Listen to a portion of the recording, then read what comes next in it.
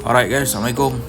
Hari ni 5 hari bulan 1 2026 tahun baru kita mulakan dengan entry .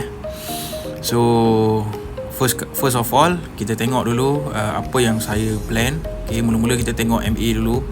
Kalau kita tengok MA ni dia ada sifat-sifat downtrend penurunan EMA 150 dan juga MA 50, right? So bila dia downtrend, saya akan cari tempat untuk sell, alright?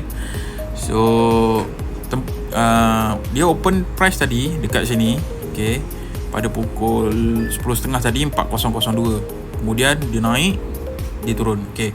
So apa yang saya nak buat ialah since ini adalah downtrend, kita akan cari tempat untuk entry sell, right? So dekat sini ada buy, ada bullish, kemudian ada lagi bullish, okay.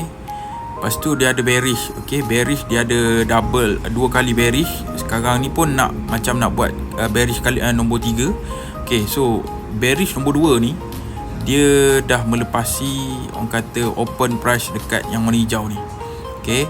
So saya target dekat sini lah, sini 13.26, right? So ini adalah apa yang saya target. 1:2, entry 4013, SL 4026, TP 3987. Alright, so kita nantikan apa hasilnya. Alright gang, sekarang dah open market pukul 2.30. So mari kita tengok.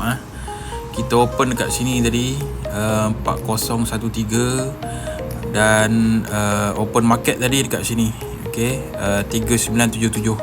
Sebanyak 36 tick guys, 36 tick, right? So kalau 36 tick darab dengan 25, alhamdulillah.